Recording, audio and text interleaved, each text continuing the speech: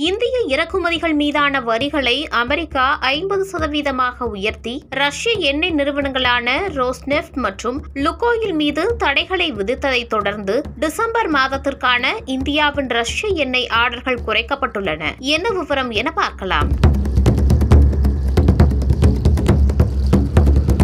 இந்தியாவின் 5 பெரிய சுத்திகரிப்பு நிறுவனங்கள் அடுத்த மாதத்திற்கான ரஷ்ய கச்சா எண்ணெய்க்கான ஆர்டர்களை வழங்காமல் இருக்கிறது. வழக்கமாக அடுத்த மாதத்திற்கான எண்ணெய் ஆர்டர்கள் ஒவ்வொரு மாதமும் 10ஆம் தேதிக்குள் இறுதி செய்யப்படும்.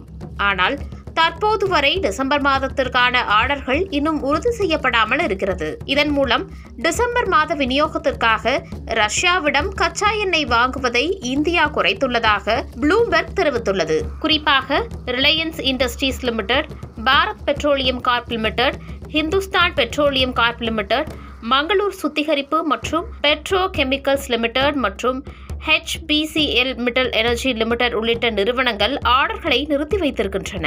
தற்போது இந்தியன் ஆயில் கார்ப்பரேஷன் மற்றும் நயாரா எனர்ஜி லிமிடெட் மட்டுமே டிசம்பர் மாதத்திற்கான ரஷ்ய எண்ணெயை பெற்றுள்ளன.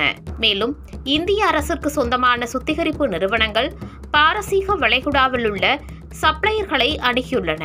சவுதி அரம்கோ மற்றும் அபுதாபி தேசிய எண்ணெய் நிறுவனத்தின் நிர்வாகிகள் கடந்த வாரம் அபுதாபியில் நடந்த எரிசக்தி மாநாட்டின் ஒரு பகுதியாக இந்திய அதிகாரிகளை சந்தித்தனர்.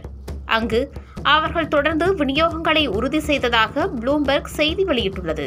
ரஷ்யாவிலிருந்து எண்ணெய் இறக்குமதி செய்வதை இந்தியா பெருமளவில் குறைத்துவிட்டதாக அமெரிக்க அதிபர் டொனால்டு டிரம்ப் தொடர்ந்து கூறி வருகிறார். இதனைத் தொடர்ந்து அமெரிக்கா விரைவில் இந்திய பொருட்களுக்கான வரிகளை குறைக்கக்கூடும் என்றும் சுட்டிக்காட்டினார். இதற்கிடையில் ரஷ்ய எண்ணெயை வாங்குவதை இந்தியா குறைத்துள்ளதாக வரும் செய்தி முக்கியத்துவம் வாய்ந்ததாக பார்க்கப்படுகிறது.